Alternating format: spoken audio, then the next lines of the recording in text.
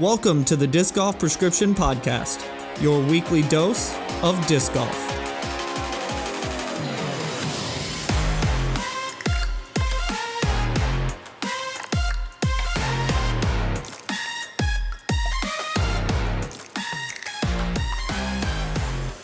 All right, awesome. That actually brings us to our. Do you have a sixth segment or something? Our fan favorite segment that has its own special noise. That's actually kind of sweet. Hey, thank you. Yeah. So this is called Steph's Curious Questions. Okay. For those of you who don't know, my wife's name is Steph.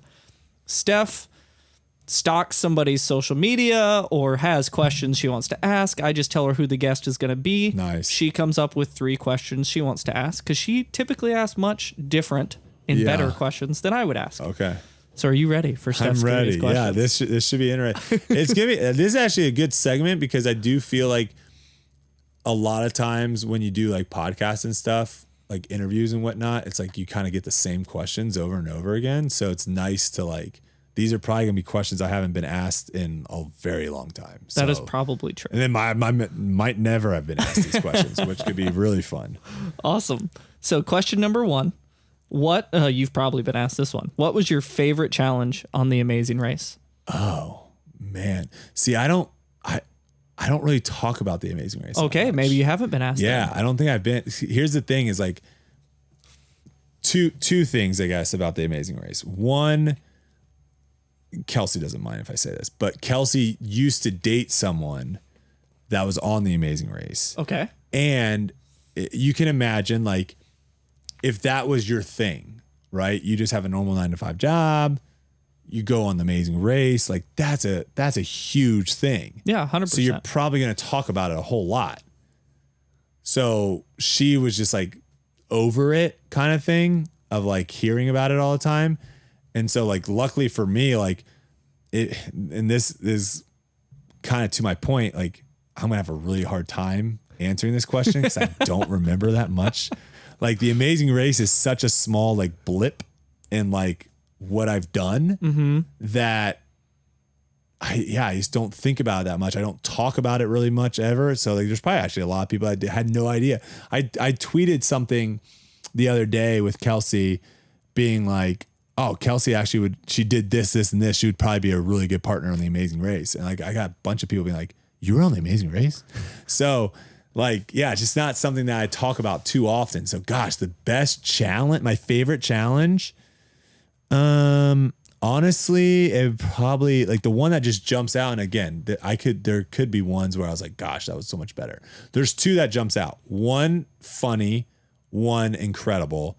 I'll do the incredible one first. The incredible one, I think we were in, God, where were we? Were we in the Swiss Alps? I think. That's incredible already. I think we were in some sort of European mountain range. I think we were in Switzerland. No, Geneva. See, I'm okay. But we were somewhere and we did it's like where you have you like are in a parachute essentially. And you have it's not called a parachute, but you have the thing behind you laying down and you just run off a cliff. Oh, gotcha. So it's kind of like what is that? What is that called? Is it similar to the things people do like the is it paragliding? Maybe so. I think it's paragliding, but you're not behind a boat because you can do or is that parasailing? That's parasailing. Okay, so maybe paragliding is the behind the boat. Maybe version. so. Yeah, I don't know. Yeah, but you're basically just like kind of sitting because like if you've ever skydived, you're like up and down and then you go like horizontal and then you go straight like vertical. This one you're kind of like sitting in a swing. And the guy behind you is doing this. Interesting. And you're just kind of like going down. And so we just did that with the snow and everything. That was incredible. So it kind of like was one of the few times where you just like forgot you were on the Amazing Race and you're just like, oh my God, this is sick. Cause you didn't have to do anything. You could just like chill for a moment. The one that's probably the funniest was, it might have been the first. I think it might have been the first one. We were in Mexico City. We got there at like 12:30 at night. So it's super late. We're exhausted from traveling all day. And we have to find this mariachi band. And we have to find, have you watched The Amazing Race? I have not watched it. So I'll try to picture it well for you.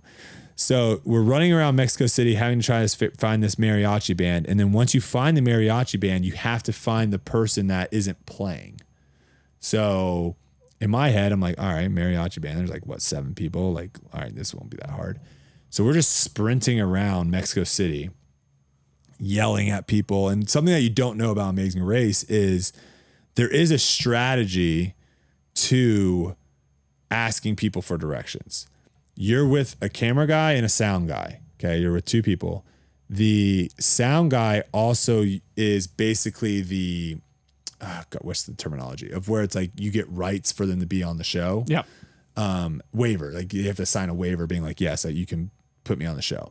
So every single person, regardless of whether they give you useful information or bad information, because obviously they want to be able to not have to cut anything. Every person you stop and is on camera, they have to sign a waiver. So you basically, I run up to you, I'm like, do you know where blah, blah, blah is? And you're like, I think it's over there. And you're like, all right, sweet. And then we just run out camera for like 5 seconds and then we stop. And we just stand there and they have to sign a waiver. Once they sign a waiver, the guy will be like, you're good. And then you can start running again. And they follow you and they run with you. So my strategy was from the jump, like, let's not like run up to someone and like ask them. Let's just be sprinting and like yell at someone across the street of like, are we going the right? Is it this direction? So they're never on, the cameraman's never turning to that person because we're not having a one-on-one conversation. So we were basically just doing that a whole bunch. Kurt can speak Spanish too, which was super helpful. Unbelievably. And so we eventually get to the mariachi band. It is not your normal mariachi band. Okay. It is, imagine a 360, 10 rows deep. Well, so you have 20 people in the first circle, and then you have 30 people in the circle behind, 40 people in the circle. I mean, we're talking like 150 people, it felt like, in this mariachi band. Oh my goodness. You got trumpet players, you got guitarists, you got the whole tuba play. I mean, you got everyone. And you have to find the person and who's we have not to find playing. the person that's not playing. So again, my strategy is like, all right, instead of me just like, this strategy did not work.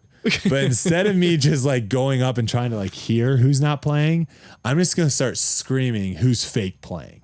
So I'm just running around being like, who's fake playing? Are you playing? Are your lips moving? I'm just yelling at people. Chaos. It was nuts. And then when you think that you found someone, you like grab them and run with them down the street to like the checker. Okay. And then they will give you the clue if you're right. And if you're wrong, they'll be like, nope. And you send them back and you're like, I thought you weren't playing. What the? And you just go back and you just do it again. And it was like, I mean, they're playing the same, like, what's that song where it's like, I would not know. Okay. Yeah. They're playing the stereotypical mariachi band sound and it's just on loop. And you're just like, oh my gosh. So that challenge gave me nightmares for a bit. Awesome. That was a good one. Yeah. I'm glad that we asked that question. Yeah, then. there you go. I might have to do a full like Amazing Race podcast at some point to just really break it down. There you just go. one time. Get it done with. All right. Question number 2. Which corgi is your favorite and why? Okay. I mean, the answer obviously is they're all my favorite. Of course. Can't pick a favorite, but I'll tell you the cool thing. I'll tell you a cool thing about each one. Okay. I'll tell you what a cool good thing dad. I'll tell you a cool thing about each one. We'll start with the oldest, which is Lance, aka Pigs. His coolest trait probably is his side eye that he gives you when he is not happy with whatever you're doing. So he's just like, so he'll sit there and he'll just look at you out the side and just the most disappointed look that you've ever seen. He also is absolutely terrible with his mouth-eye coordination. okay. We have a glass table. And so like he'll have like food sometimes. And like, if you're eating and just like something drops on the glass table and he's underneath, like it just hits the table. Like it's, and I mean, he's probably done it like hundreds of times at this point. So it's like, eventually you would learn. Yeah. So that's him. Then we have Zero, aka Schmel. He's the middle one. His trait, I would say, is he like prairie dogs is probably the coolest thing about him. So he'll sit back, like, he'll sit on his butt. Yeah. And go up like this, and you just hold his arms, and then you just scratch him, and he'll just sit like a prairie dog. And he's like, yeah. Yeah, he absolutely loves getting loved, but he's also very much like when he's over it, he like we'll all be together as a family, and all of a sudden you look around, and you're like, where the heck is Schmel? And Kelsey's got cameras all over the house, so she'll bust up on the camera and be like, and he's just like on the bed looking out the window by himself. So when he wants his alone time, he'll take his alone time. And then our youngest, Moose Man, he is just an absolute psychopath. He's basically, the new nickname I was giving him was Velcro for a little bit, because wherever Kelsey goes, he literally just walks. He'll literally just walk. Like if Kelsey just does laps to do laps in the house to see what he'll do, he'll just follow her the whole way. But the thing with him is like, he just gets in these weird moods where he'll just lie on his back. Like he'll be playing with a toy for a while, and then he just gets in this weird like trance where he's just on his back, both legs straight up, and he's got the toy just hanging out of his mouth, and he'll just be like, wild. And he's just frozen. And you're like, is he alive? Is he, and then he'll like snap out of it. He's a crazy man. But he is our best Frisbee dog. Okay. Schmellers loves the Frisbee, will bark the crap out of you to throw it to him. You'll throw it, he runs, grabs it, and then just drops it and runs back. And you're just like, what the heck? Moose Man, actually a really good Frisbee dog. We'll retrieve it, bring it back to you. We didn't even have to teach him that. He just loves chasing after the Frisbee. So awesome. Yeah. Our rogue bulldozer is back now. Yep, You can feel it shaking. Yeah, I see it. All right. And question number 3. This is very appropriate considering you're wearing a Dark Horse Christmas shirt. Christmas is right around the corner. Heck yeah. Yeah, she doesn't leave any room for Thanksgiving. It's all about the Christmas. So Christmas is right around the corner. What is you and Kelsey's favorite tradition for the holidays? Oh, you know what? I think that's something where we don't necessarily have any like big traditions right now. And I think a lot of that just has to do with our lifestyle, where like every year is a little bit different. Like there's some Christmases we're like not even in the country, doing some sort of, work stuff, some Christmases. The one that she tried to like continue on in her family was she and her dad would go to Applebee's every Christmas Eve. And I think it was 2 Christmas Eves in a row where we were like, we're never coming back here. This food is so bad. The food is, and I'm a Chili's fan, so I don't know if Chili's, I feel like Chili's does exactly the same thing as Applebee's, where they just throw food in a microwave and heat it up for a little bit and serve it to you. But whatever Chili's does is they do it well, because the food is still delicious. Applebee's though, like, man, I don't know what happened. What are the chances? 2 Christmas Eves in a row, but the food was terrible. So we ex-nayed that real quick. I think for us, like, I am huge in tradition and stuff. Like, I love it. Like, one of the things growing up that I loved that our family always used to do was we play a huge croquet match.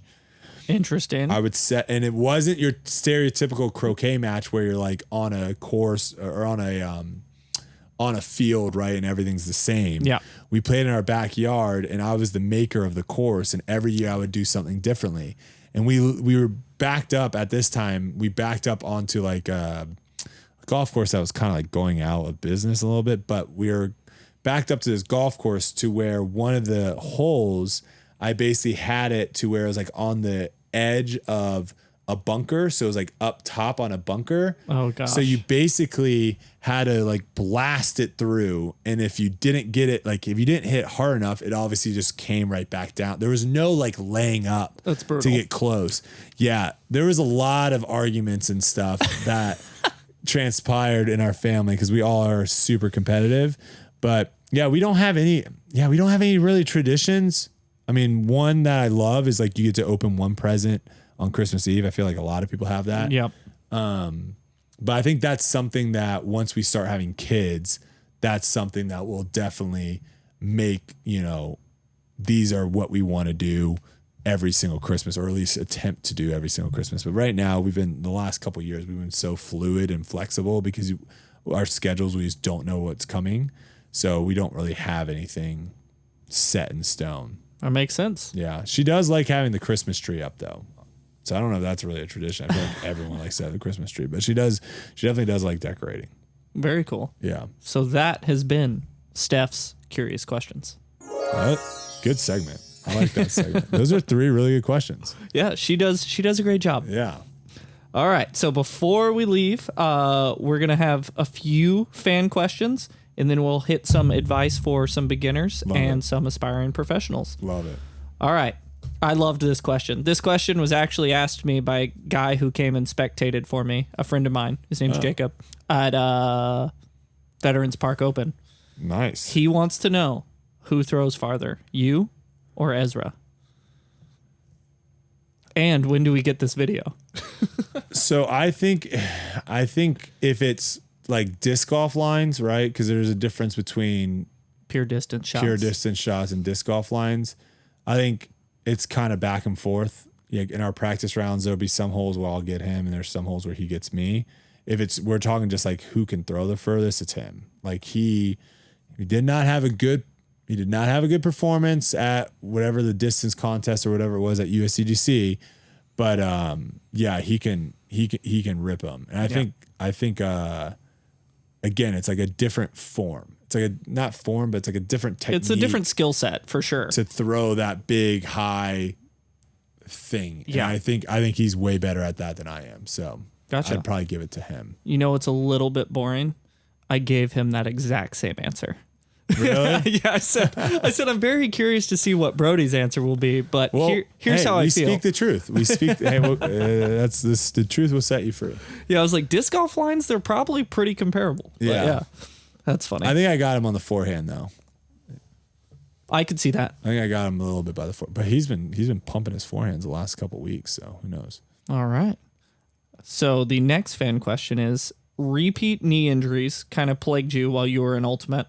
Have there been any noticeable like trouble spots in disc golf? Like anything that is nagging for you? I mean, Des Moines absolutely destroyed me. We had to do 2 rounds in one day, and the weather wasn't really that great either. And that was kind of when I started realizing like, holy crap, like I'm not in good shape, and it's causing a lot of issues because now I'm putting more emphasis is being put on my knees versus my glutes and my hamstrings and my quads and all that stuff. So I've definitely had a couple, I had some nagging knee pain throughout the season. My back was a real issue throughout the season. I mean, European Open, I almost dropped out of that tournament leading up to it. But, luckily Icy Hot exists, and that's like an absolute lifesaver because I'm just spraying the crap out of that on my back. But these are all things that I think were because I was continuing to do a very strenuous activity. Like throwing a disc hard is a very put your back, and it's just like a golf swing or tennis swing or it's very a baseball explosive pitch. Yeah, like if you're not doing the right recovery, if you're not doing the right workouts, if you're not doing the right any of that, like it will catch up to you. And I'm not a young buck anymore. Like I used to be able to, God, I remember like going to some ultimate frisbee practices in college. I would like roll out of bed at like 7:45, bike 10 minutes to get to the field, and then like 2 minutes of warm up, and it's like I'm ready to go. I'm ready. Yeah, and then like when practice was over, no stretching. No, I don't need to do anything to cool down now. I'm just going straight to go get some food. Like I can't do that anymore. If I don't stretch after a round or practice or anything like that, like the next day I'm going to be feeling it. So it's just more getting the body back in a good position to where it can handle more of the wear and tear. Perfect. So how do you balance your time between your various business ventures and your playing schedule? Yeah, I mean, I'm in a good spot right now with what I'm, with my business partners and everyone I'm doing business with, of where I try to provide as much as I possibly can. And obviously in the off season, I can do a lot more than I can during the season. But yeah, I try to do as much as I can And they know too, like at the end of the day, me being successful on tour is ultimately going to be better for the companies I'm involved in than, me just sitting at a desk writing blogs for the website or doing another podcast or whatever it may be. So it's kind of like a win-win situation for both of us. And obviously like these businesses that I'm involved in, like these are like the retirement plan, right? Like when I'm retire from competitive disc golf and I no longer want to tour, year round, like I'm going to be putting all my time and effort into continuing to grow these companies. And, cause I think the coolest part about it, honestly, is being able to bring more people on board. I think that's the coolest thing is like when I first got involved, it was a very small team. Realistically, when I first got involved, it was at the very jump, it was Hunter, Zach, Paul, and me. That was our workforce. And really me and Paul at the time weren't doing anything. And so it was pretty much just Zach and Hunter doing everything. And now, gosh, I just was up there and I was like, who the heck is this guy? It's like, oh, we just hired this guy like a couple months ago. I'm like, what the heck? So like we might have over 10 employees now. That's awesome. Just at Foundation alone. So it's awesome being able to have other people that are passionate about disc golf and love disc golf to be able to have that be their job as well. So yeah, I think the balance works right now, and I think we have some big plans coming up, so stay tuned. Awesome. I love that. This one I was actually really curious about. I had never asked you this. How? I've always known the Dark Horse brand. Okay. How did Dark Horse come about? Like where did you get the name? When did you get the name? It was freshman year in college. It was 2000. It had been 2006, March. The whole Ultimate Frisbee team basically made brackets for March Madness. And, as you do in college, you start talking trash to all your buddies about my bracket's the best. I've got this, whatever.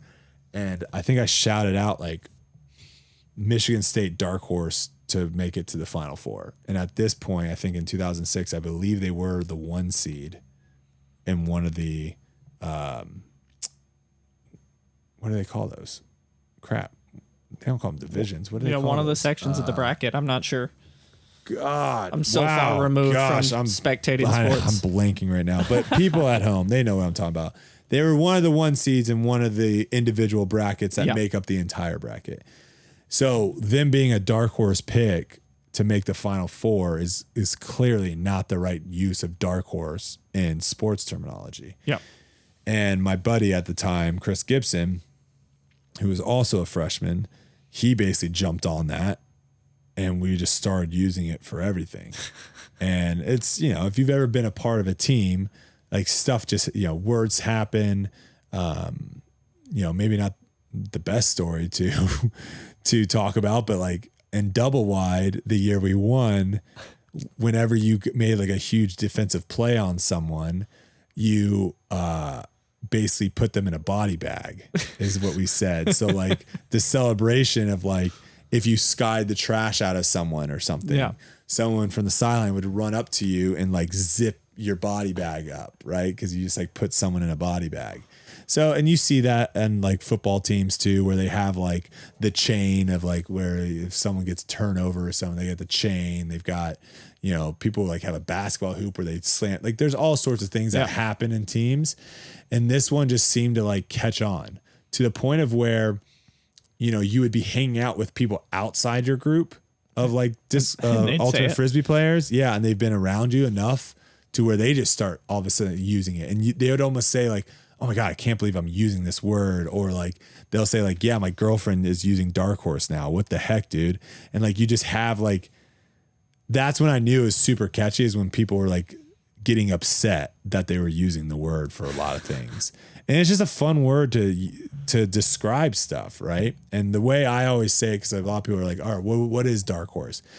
The best way I can describe it is twofold, right? You have if you went and took a test right now that you did not study for, and you came back and I was like, dude, hey, how'd your test go today? A good way of describing how your test went is like, I just straight dark horsed it. And by you saying that, I know exactly what happened. Like, you just went in, you did your best. You don't know what happened. You could have maybe got all of them right, or you got them all wrong. But just by you saying that, I know exactly what you mean. And it's the same thing of where we're sitting at a red light and you're looking like straight, right? And I look out to the right and I'm like, and there's just someone on a elevated bicycle that's higher than our car, right? And they're just up there, and I'm just like, dark horse. If I looked at you and I was like, dark horse, and like the way I say it, you know exactly what I mean. And there doesn't have to be another discussion of like, that's just straight dark horse. So that's kind of what transformed to. And then obviously it kind of just made sense with like kind of my journey in YouTube and Frisbee. It's a very dark horse journey in the sense of where like you go back and you're like, hey, 10 years from now, you're going to be throwing Frisbees for a living. Like, okay, man. All right, sure. Like, it's not something that seems feasible when I was starting it. But I also was just doing stuff that I loved, and it just, cards fell the right way for me, I guess. No, that's awesome. Yeah. And Dark Horse has become an awesome, like, it's been an awesome brand in general. And now it's like its own thing within disc golf as well. It's crazy. It is cool to see how it has caught on in the disc golf world for some people. Obviously, you're going to have some people that are just don't like you to not like you. But yeah, it's cool to just have that kind of brand recognition switch from, you know, all the sports, all the different things I've done over the years. And I think it's found actually probably its best home in disc golf, of where, you know, you see someone wearing a Dark Horse hat, or you see someone wearing a Dark Horse hoodie. They don't even necessarily have to be like my fans, but it could just be something of where it's like they understand that you're going to have a lot of people in life tell you can't do something, or you're not going to be successful, or like stop what you're doing because it's a waste of time. But as long as you kind of keep trugging along and believe in yourself, like you can become the dark horse and whatever you want to be, of where people are like, wow, I did not expect that out of you. So yeah, it's been cool to see. It has been cool to see. That is really cool. So last question. I think I've actually asked you this before, obviously not. I was going to say, on a podcast. For people that don't know, like me and John go way back. Like you obviously with the touring and stuff, we didn't get to hang out as much as we usually do. Yeah, my year was a disaster. Yeah. I'm like, hey, you coming to this tournament? You're like, I don't know. And it's like, all right, man. But yeah, like when we, like the first couple seasons, off seasons, we'd play all the time. And then during tour, like the events that we were both out, we hung out all the time. And so, yeah, like there has been plenty of discussions, and lots. Honestly, Over now waffles. that you have this thing all set up, we might have to invite you into the Ezra Jude Brodie podcast that we're thinking about doing next year. I'm so down. I have Bluetooth on here too. Because I was gonna say, you honestly have the setup, but then also I think we might need that other voice for some arguments. You guys need guidance. Yeah. Honestly, you'd probably be really good at hosting that show, because like sometimes me and Jude, because Ezra's a little bit more like, all right, I'm done talking to Brodie. But me and Jude would literally, we could just go back and forth. So you guys get louder. That is true. But that would be an incredible, I mean, we've talked about doing a podcast next year, because I think a lot of people would love to see it. Yeah. With just what we talk about in our practice rounds and stuff. But man, those 4 people on a podcast, that could be a really freaking good podcast next year. That'd be fun, and I'm down. Okay. And there's 2 more microphone slots in here as well. There you go. Easy peasy. Right. So last question. What situations make you choose to throw a scuba and like over a regular putt, and why? So if you want like a more detailed answer with actual like examples and stuff, I did make a video of like how to scuba, and I think I show a couple examples of like, this is when I would do it. But I mean, I know it's hard for people to grasp of like, why the heck are you doing that? But it'd be very interesting to see like the statistics of am I positive or negative compared to someone else? Because a hole that hopefully everyone knows when I talk about it is hole 15 at USDGC. Okay. So it's like the Coliseum hole, I guess. You're up there, you're throwing down, there's hay bales on the left. It's an elevated basket on a slanted green with OB hazard all behind it, right? Wait, which hole? I'm sorry. I think it's 15. No, 14. Yes, 14. It's before you walk over to the It's par 14 4. with the hay bales. Correct. Yeah. It's before 15 is the one where you walk over and you've got the triple Mando. Big dog leg. Yeah. So it's hole 14. A lot of people you see throw the forehand over the hay bales. And you see some backhands, whatever. And you have that sidewalk that is right to the right of the basket, right around circle's edge. If you go and watch coverage, now Gannon obviously disproves this point because he jammed it from like 60 feet. But that's a perfect example. If he's off just by a little bit left or right, let's say. So far, hazard. There's a good chance that that's gone in the hazard. And I played with a lot of good players that tournament that literally from 45, 50 feet, just straight into the ground, right? Another example, Chris Dickerson, hole 17 at GMC. Okay. A lot of debate on whether or not he should have run that putt, right? He just laid up, and a lot of people are like, what the heck? In my opinion, the layup there was the smart play, because again, it's one of those, like if you run it and you miss it, you're probably giving the victory to Ricky versus laying up, whatever. But my point is, like, if I'm in that situation, I'm throwing a scuba because I'm not only laying up in that situation, but I'm still giving it a chance to maybe go in. So that's how I view when the scuba is really, really effective is if you walk up to a putt and you're like, I'm not running this. That's so stupid. I'm not doing that. And you just throw it under the basket. That's never in a million years going in. Yep. Where I can do the same exact thing, but have a chance for it to go in. That's where the scuba is super important. I think a lot of people don't realize that when I throw the scuba, how high I throw it. It's very high. And it comes in so soft. So it comes in soft and straight kind of down versus if you throw a scuba like from your shoulder this way, it's like, well, yeah, why aren't you just throwing it back in? That's the same thing. The other thing I would say with the scuba is kind of going back to like that same angle, right? Of like just holding a disc on the same angle. If I ever have to like straddle really far out to my left and the only option of me getting to the basket is like an Anheuser putt. Yeah. It's hard sometimes for me to get that angle right for it to not dig into the ground and for it to not come out. So a scuba, not only can I now reach further away from my body and flick my wrist, so now I can get even further around whatever I'm trying to get around, but I can hold it on that one angle of where it's just coming into the basket. So those are like the two scenarios that I would use it at. But I would love to see, that would be such a fun like statistic. It'd be impossible to find, but it'd be such a fun statistic of like on those holes where like most people lay up or run it because they're psychopaths. Like, am I actually, I probably make 5, 6, 7 scubas from like a distance, a season. Or like, have a nasty spit in Vegas. Did I have one bad? During your Halloween tournament? There was a video posted. It was gross. That one. That was tough. That was tough. But yeah, I wonder like what I'm looking at. Like obviously I'm definitely up on the people that lay up, right? Because they're just even. Yeah. They're not ever making the birdie or par or whatever it is. So they're just flatlined. And I think there was only one time I've ever thrown a scuba where it like hit weird off of like the base structure and got rolled away, which is just like a freak thing.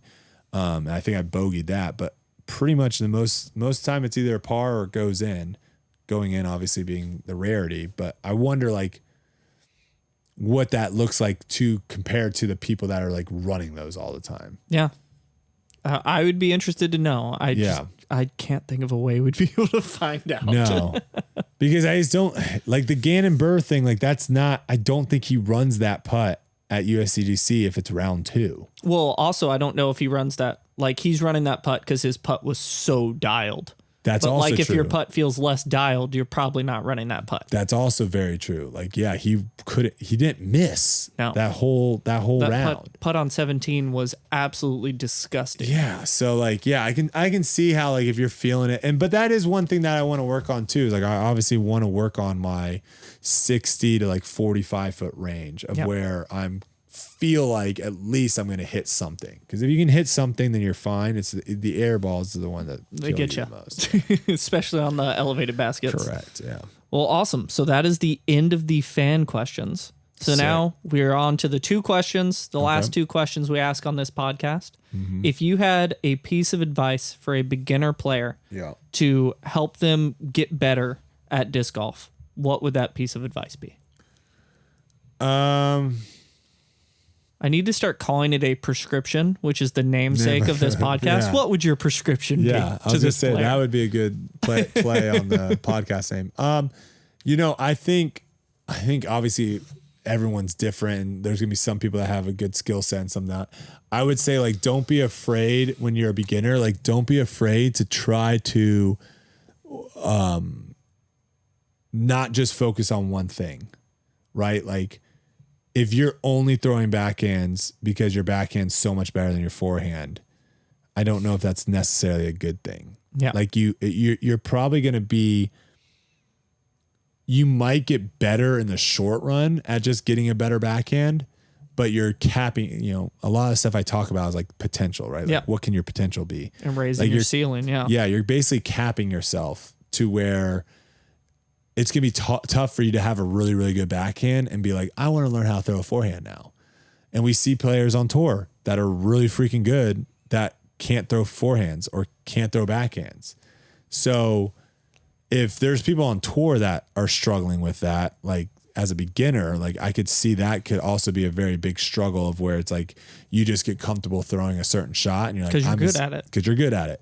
So it's like practicing the stuff that you're not good at is probably very important to do at an early stage. Cause I think it's also going to be easier when you're not good at anything to just try to slowly build everything up together versus building one aspect of your game and then being like, all right, now I need to focus on this aspect. And like, now you're starting from ground zero and you have no foundation to build.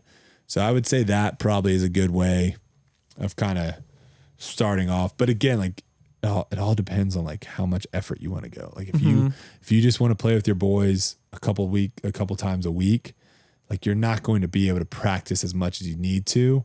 So then I would say at that point, you're just stick with what you're good at and get really good at it. 100%. Because that's the only amount of time you have for. Yeah. So just to give you guys like a quick visual, I'll kind of use this as like the base. Yeah. So say you don't have any skill whatsoever, which is impossible. You're down at the bottom here. But you're a beginner, you have backhand only, and you decide to go full blown with the backhand because that's what you like. Your like ceiling is up here, and like you can just raise your skill level. If you decide to add in a forehand or maybe learn different angles with backhand and forehand, your like ceiling is like way up here.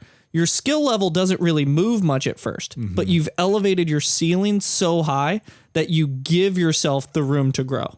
And I would argue the same as you. When you're a beginner, it's much better to set yourself up to where you have the highest ceiling possible and give yourself that room for your skill level to grow rather than focusing on one skill as soon as possible and elevating that skill until you meet your ceiling and then forcing yourself to have to raise your ceiling from there.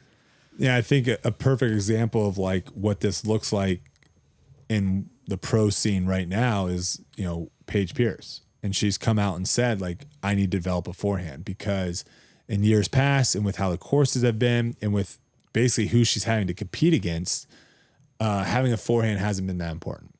But now playing against Kristen all year, who has a good forehand and a good backhand, she now sees like, she's basically coming into a lot of these tournaments at a disadvantage on a lot of holes. Yeah. Because she just doesn't have the forehand and she's having to work a backhand where the forehand is a better throw. It's a lot easier. Yeah. Same thing with like a James Conrad, right? Of where, I mean, both Paige and James have incredible backhands, but when you're competing against a Paul Macbeth who has an incredible backhand and a really good forehand, and you're competing against a Kristen who has an incredible backhand and a good forehand, you're at a huge disadvantage. I think Chandler Kramer is another one. It's going to be interesting to see kind of his player arc of what he's going to do, because again, incredible forehand, but he's coming into tournaments with a huge disadvantage of not being able to throw the backhand. Yeah, it relies on him being on a course that favors the forehand, or him being able to be more perfect than everybody else. Correct. To be able to score on a course that doesn't favor a forehand. Because like you said earlier with the reference to one angle, like it's so much easier to throw hyzers. Backhand hyzers, forehand hyzers. If you can do that, easiest way to play golf. Yep. And so, yeah, if you don't have a backhand, now you're relying on throwing like a turnover and hyzer forehand, which is a much harder shot than a backhand hyzer. So for sure. It'll be interesting to see what happens. But yeah, that would be my advice. I agree. What about advice for an aspiring professional player? I would say, and this is something I was actually thinking about today for just even myself, is I think you need to treat putting like an NBA basketball player treats shooting. Okay. Like it's that big. I think a lot of people treat throwing like shooting in basketball, and they throw a lot. They go to the field, they do all that stuff. And they're like, oh yeah, I'll putt a little bit. And they don't spend nearly as much time putting as they should. Like putting is so important. Agreed. So important, because again, you think about it. If Gannon Burr, USCGC, he's probably throwing the disc more free than he's ever thrown that round, because he's like, if I throw it inside of 60 feet, I'm making it. Jamming it. Yeah. Versus if you've missed a couple putts inside the circle, your putt from 50 feet earlier, like didn't even get to the basket. Like now you're stepping on the tee pad being like, I need to throw this like 15 feet. Like I need to tap it. Yeah, please. Right? Yeah. So putting, I think treat putting as you would if you were NBA basketball player in shooting. Like you need to be putting in the shots. You got to put in the shots. That's just how it is. And that's the crazy thing with putting is like, I can get really freaking good at shooting a basketball. Now, the tricky part about basketball, right, is like just being able to put the basket in the hoop is one small element. Yeah. You got to be able to do it with a defender. You got to be able to get the space. You got to do all these things. But there's a lot of people out there that can shoot a basketball. Just if you pass it to them, they have a great shot. I think it's the same thing with putting.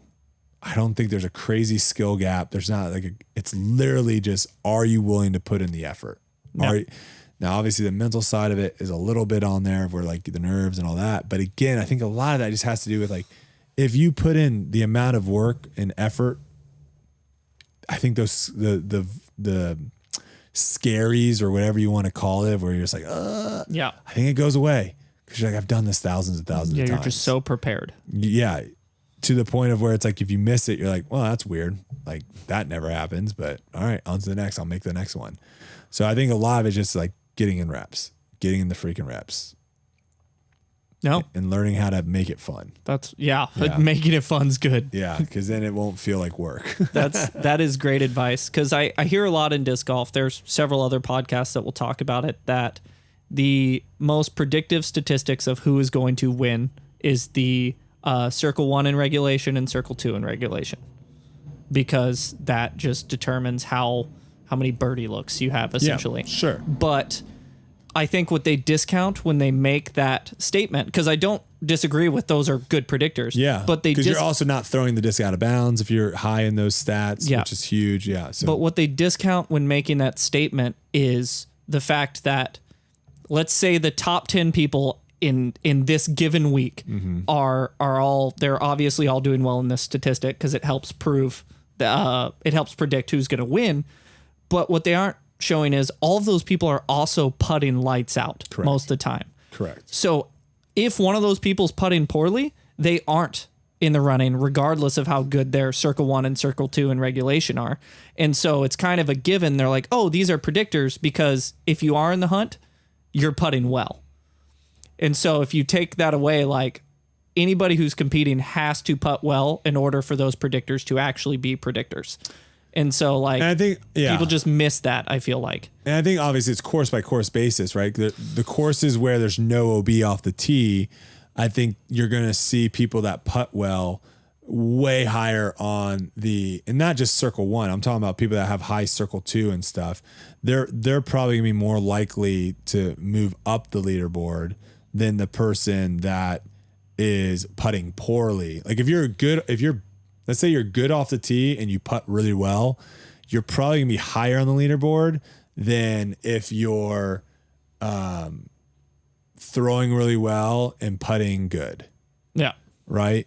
Because the person that is putting really well, whenever they have a chance to capitalize on birdie, they are. And when they throw a bad shot off the tee, they're getting up and down from anywhere because they're putting really well. Yep. Where the person that's throwing really well, they're not necessarily capitalizing every single time they throw really well. So you're just basically having empty opportunities. So that's, obviously you have to have both. They both are very important. But I would say like the tournaments that are the least stressful for me are the ones where I feel like my putt is good and I'm feeling confident with my putt. Yeah, it definitely loosens up your throw. That's the case. It makes it a lot easier. Well, thank you so much for joining me on the podcast. I really appreciate it. This is actually going to drop this coming Monday, so just in time for Thanksgiving week, I believe, if I have my dates correct. Pumpkin pies, man. Yeah, so happy Thanksgiving to all you guys out there. And we will see you guys next week.